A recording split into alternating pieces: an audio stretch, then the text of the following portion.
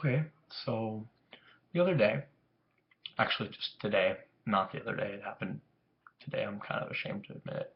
Um, I had a jazz band competition at Eastern Illinois University, right? Okay, so in order to get to this competition, we had to arrive at the school at 6:50 a.m. and so I had to drive there. It's not too far, just like 4 blocks maybe. But what happens is, as I'm driving to the school, um, I accidentally, somehow, I don't know how it happened, because say I'm back here driving, this is the wheel, and this over here is the button. I somehow got my elbow all the way up, and I bumped the window down button.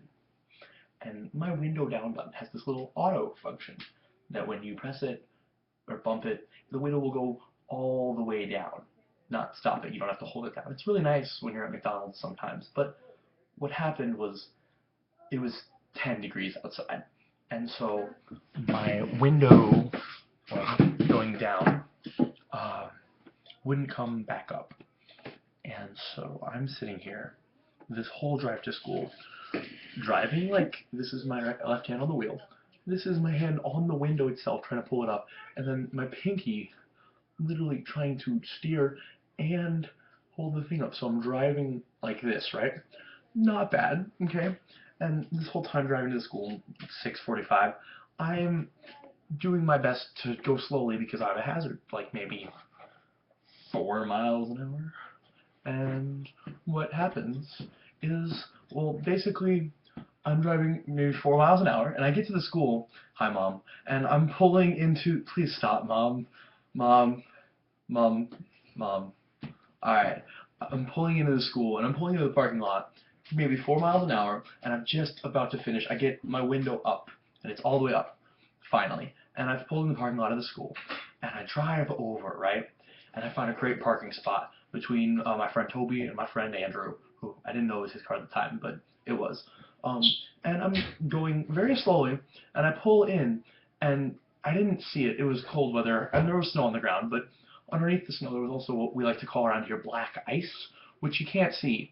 And this black ice had sort of formed this perfect little ramp, right?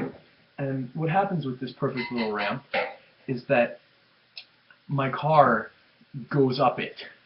And so my car is driving maybe 4 miles an hour, really slow, and I see this ramp and I'm like, what am I going to do? Because this ramp formed just around the speed bump for stopping the cars from going past the parking spots. And so what happens is this ramp carries my car up the speed bump and over the speed bump. And it ends with my back rear wheel on the speed bump and my back left wheel, back right and back left, sorry, um, past the speed bump and a little to the left of it, so that my car is literally pushed over the edge of this front row. What's very nice and very lucky is that there was about a 4-foot buffer of snow between it and the rest of the road where people could drive through. But what's not so nice is the fact that my car was buried in that snow now. So I have to get out and I go to jazz band, and I don't know what I'm going to do all day. And eventually we were able to dig it out with snow and everything. But that's just part of how my day went, right? Um, but to make things even more interesting, my day progressed sort of like this. After that, we get on the bus, and we go to jazz band, but as we're loading the bus, Mr. Stevens tells me, James, I want you to carry the amp today. That amp is a 50-pound piece of metal that I don't touch other than when I'm moving it around, because it has nothing to do with my instrument. I play trombone in a jazz band, right? Um, so I'm lugging this amp around all day, and so I don't get a chance to look at my trombone because other people have to carry it for me because I'm carrying this amp. And so we get to EIU after this hour-long bus drive. I've taken the amp and I've unloaded it, and we've brought it down to our little homeroom that we were sitting in for the day. And we're told to get our instruments out and blow some air through them, right? But not play, just warm them up a little bit. Not our chops, but the instruments. So I get out my trombone, and someone has taken the bell half of my trombone and left it just alone, but has taken the slide half of my trombone and has removed it from the case for the trombone, most likely before we left, considering, and replaced it with the slide of another trombone.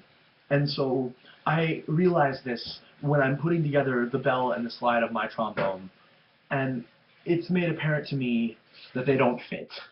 They do not lock. I am stuck with a Frankenbone. And I don't know quite what to do with this, but Mr. Stevens just says, "Can you hold it together?" And I was like, "Yeah, probably." And he's like, "Then deal with it, because we don't have tape to hold it together." And so I had to play jazz band. Our competition, we ended up getting second somehow, but I'm playing bass trombone with literally half of maybe a tenor and half of an alto trombone, and it was really not fun. But that's my story for the day. We got back from EIU, and then upon arriving back, actually, I had to deal with my snow-ridden car.